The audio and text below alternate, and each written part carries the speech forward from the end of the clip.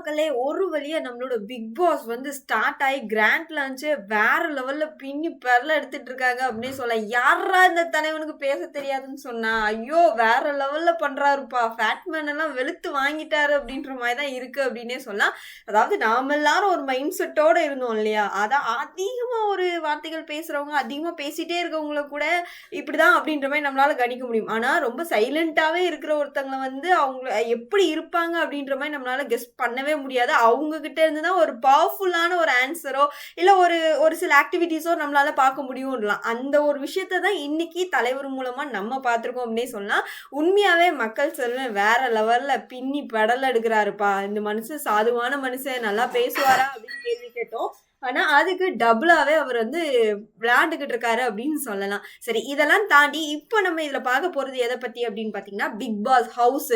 வேற லெவல்ல பிளான் பண்ணியிருக்காங்க அப்படின்னே சொல்லலாம். வீட்ட வச்சே ஒரு பெரிய பஞ்சாயத்து ஃபர்ஸ்ட் டேலயே ஸ்டார்ட் ஆக போகுது அப்படின்றதுதான்.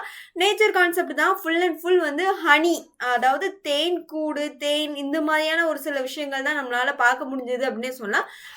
நல்லா கிராண்டாவே அரேஞ்ச் பண்ணியிருக்காங்க அப்படின்ற மாதிரி இருந்தது. ஆக்சுவலா அந்த வீடு வந்து நம்மளுக்கு வந்து ஃபர்ஸ்ட் ஓகே இதான் பிக் பாஸ் வீடு, இதுதான் இந்த ரூம் அப்படின்னும், இந்த இடத்துல இருந்து அடுத்த ரூமுக்கு போறது இதுதான் வழி அப்படின்றது நம்ம மெமரிஸ் பண்ணிக்கிறதுக்கே கொஞ்சம் டைம் எடுக்கும்னு நினைக்கிறேன்.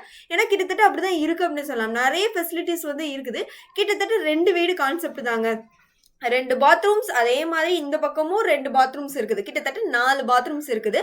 ஒரு பக்கம் பெரிய பெரிய கிராண்டான ஒரு விஷயங்கள் மாதிரியும், இன்னொரு பக்கம் சும்மா நார்மலா தனித்தனி பெட்ஸ் இருக்கிற மாதிரியும், பெட்ரூம்ல இன்னொரு பக்கம் எல்லாரும் சேர்ந்து படுக்கிற மாதிரி ரொம்ப பெரிய பெட்ஸ் மாதிரியும் நிறைய விஷயங்கள் வந்து அரேஞ்ச் பண்ணப்பட்டிருக்காங்க. ஆனா இங்க இருக்கக்கூடிய பஞ்சாயத்து என்ன அப்படின்னு பாத்தீங்கன்னா, நடுவுல ஒரு பெரிய கோடு ஒண்ணு போட்டிருக்காங்க.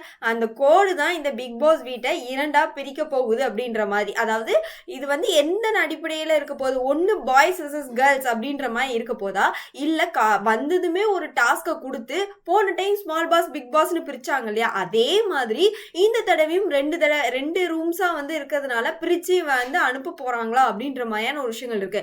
கண்டிப்பா வந்த உடனே யாருமே ஒன்னா அப்படியே கொஞ்சம் கொலாவெல்லாம் மாட்டாங்க.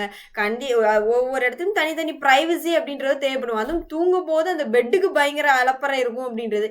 இங்க என்னன்னா இப்படி ஒரு விஷயத்த வந்து பிக் பாஸ் வந்து செட் பண்ணியிருக்கிறதுனால கொஞ்சம் நம்ம எதிர்பார்க்கறத விட பயங்கரமான ஒரு சம்பவம் வந்து இன்னைக்கு பிக் பாஸ் வீட்டுக்குள்ள நடக்க போகுது அப்படின்றது மட்டும் நம்மளால பார்க்க முடியுது. ஸோ இந்த 2 துருவங்களை பிரிக்கக்கூடிய அந்த கோடை அப்படின்ற ஒரு விஷயங்கள் வந்து யாரா இருந்தாலும் முதல்ல அவங்கவுங்களுக்கு செல்ஃபா ஒரு விஷயங்கள் வேணும் அப்படின்ற மாதிரி நம்ம திங்க் பண்ணுவோம் இல்லையா.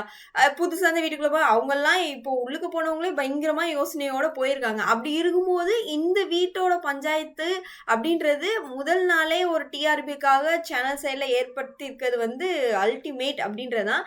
தலைவர் ஒரு பக்கம் பேசி மக்கள் மனசுல பயங்கரமான ஒரு இடத்த வந்து புடிச்சுக்கிட்டு இருந்தாலும், வீடு இன்னொரு பக்கமா ஒரு பஞ்சாயத்தை வந்து கிரியேட் பண்ணி மக்கள் மனசுல ஒரு ஸ்ட்ராங்கான இம்ப்ரெஷனை ஃபர்ஸ்டே கிரியேட் பண்ண போகுது அப்படின்னு நினைக்கும் போது கொஞ்சம் ஹாப்பியான ஒரு விஷயமா தான் இருக்குது அப்படின்னே சொல்லலாம். ஸோ இந்த 2 வீடு பஞ்சாயத்தை பத்தி நீங்க என்ன நினைக்கிறீங்க அப்படின்றத கமெண்ட் பாக்ஸ்ல மறக்காம தெரிவிச்சிருங்க மக்களே.